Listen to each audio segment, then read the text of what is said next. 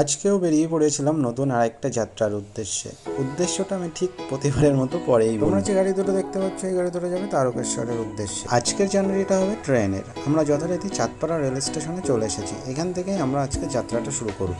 যাত্রার কথা বলতে বলতে ট্রেন বাবাজি চলে এসেছে স্টেশনে। সবাই ট্রেনে ওঠার জন্য প্রস্তুত হয়ে পড়েছি, তাই আমিও চটপট রেডি হয়ে পড়লাম ট্রেনে ওঠার জন্য। ট্রেনে ওঠার সাথে সাথেই এই কাকুজির দেদার ঘুম কে আটকাবে, এবং তার খানিকক্ষণের মধ্যে ঘুমটা ভেঙে গেল যখন ট্রেনটা আবার স্টেশনে থামলো। এরপর আমরা বিধাননগর রেল স্টেশনে নেমে সেখান থেকে ফুট ফ্লাইওভার ধরে চলে যাবো ঠিক ওই পাশে, কেননা ওই পাশে আমাদের বাসটা দাঁড়িয়ে আছে। ওইখান থেকে বাসটা উঠলে সহজ হবে, তাই আমরা ব্রিজ ওভারটেক করে এই পাশে চলে আসলাম এবং বাসে করে সোজা পৌঁছে গেলাম এই রুবি হসপিটালে।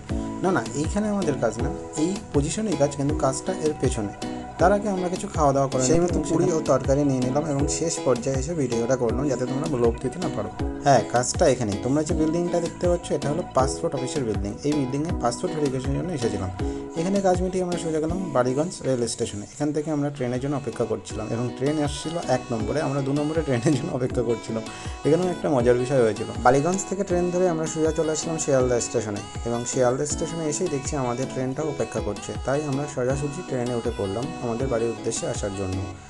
ট্রেনে আমাদের বিভিন্ন খাবার খেলাম, গজা থেকে শুরু করে কোল্ড ড্রিঙ্কস থেকে শুরু করে বাদাম থেকে শুরু করে যা আর খাওয়া যায়। এরপর সন্ধ্যাবেলা চলে আসলো আর একটা নতুন মিটিং। ভাইয়ের খুব খিদে লেগেছিল, তাই সবার পাত থেকে তুলে তুলে এরকমভাবে খাচ্ছিল। ট্রিটটা দিয়েছিল এই মহান ব্যক্তি আর এই তার বান্ধবীগণ। কটায় লেপটকে চুপকে উঠকে পাটকে যে যেরকমভাবে পারছিল খাচ্ছিল।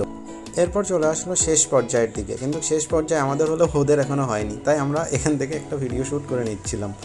এবং খাওয়ার মাঝখানে এরা গন্ডগোল শুরু করে দিয়েছিল। এই হচ্ছে সেই গন্ডগোলের টাইমে যখন তাদের ভাগে কম পড়ে গেছিলো, ওরা গন্ডগোল করা শুরু করে দিয়েছিল আমাদের সাথে। এ কি মানা যায়? হ্যাঁ, কম পড়েছে বলে গন্ডগোল করবি তাও রেস্টুরেন্টের মধ্যে?